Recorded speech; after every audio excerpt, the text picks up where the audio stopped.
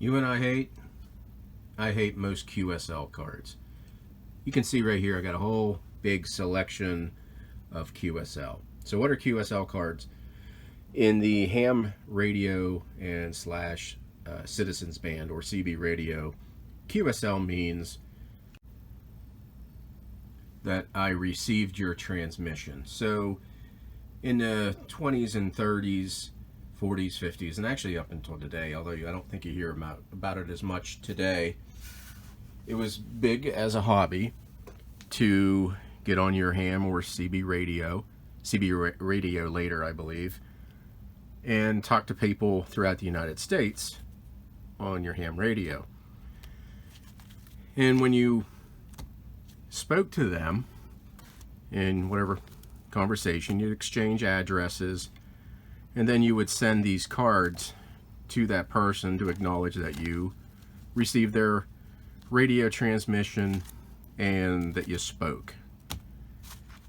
So I believe how you can tell a CB radio QSL card from a ham radio QSL card, I believe, please correct me if I'm wrong, people, if it's a 3 letters followed by 4 digits, this is a CB radio.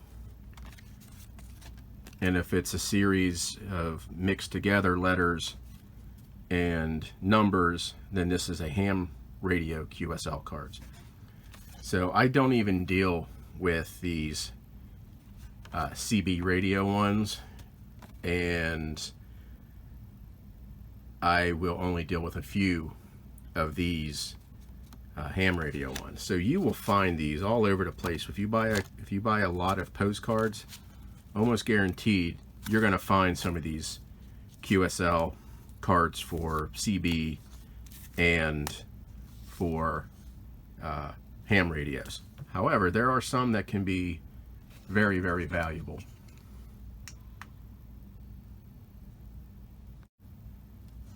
So these are some of the ones that I've pulled out, and I believe these are all ham radio QSL cards. The ones you want to keep an eye out for, the older the better, and from foreign countries are the best. So this one's from Havana, Cuba. And I'm not sure the date on this one. It's also what's neat, it has almost like they ran it through some type of like a ticker tape code reader. When I was in the Navy, I used to be able to read all this stuff, like a pin punch. Can't remember exactly what it was, but these are all, I don't know if you can see, but there's little perforations, almost like Braille, and you read it this way, and these little lines, they mean, those are letters. I can't remember how to read it, but this was 1948 from Havana. I thought this was kind of neat. I haven't listed any of these, but I think the graphics on this one is from 1947.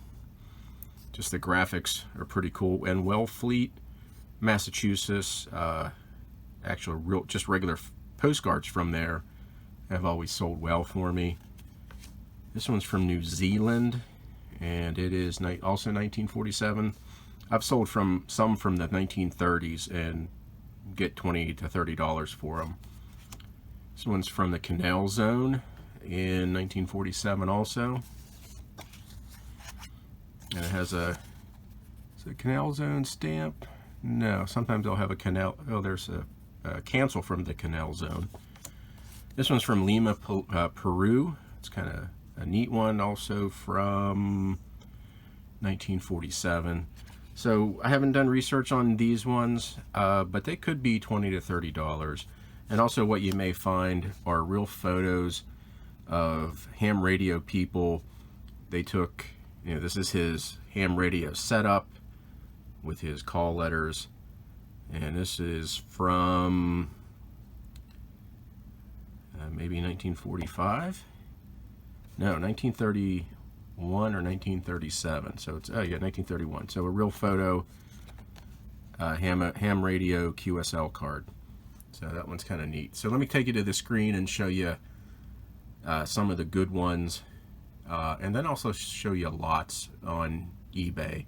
But you're going to run into these I don't think I haven't listed any of these. I'll just do these all in a big bulk lot, but I don't think I'd get very much for them.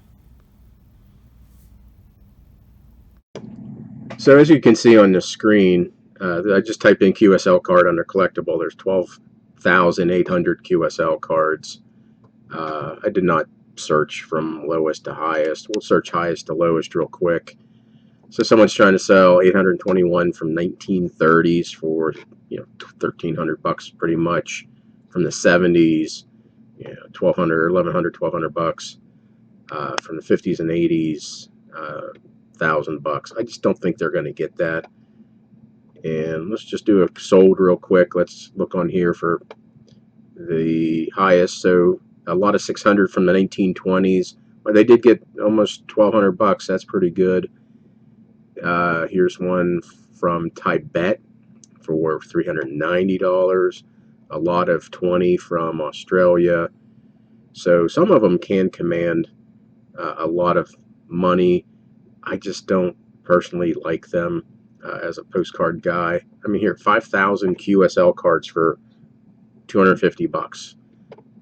What's that? Nickel each, something like that. So there are collectors out there for them, but I don't think there's a whole bunch of money in them unless you get certain cards. And just some other sold ones. This is from Worth Point. Here's one for a ham radio QSL card from Vietnam, 350 bucks from a couple years ago. One from Manchuria, Japanese, also from the 30s, $177. And here's a hand-drawn one from Tehran, Iran, from the 50s, and 160 bucks. So they're out there, but more often than not, you're probably going to find just a big stack of them with your large lot of postcards that aren't going to be worth any money at all. So keep an eye out for them. They're there, and that's about it. I hate QSL cards for the most part.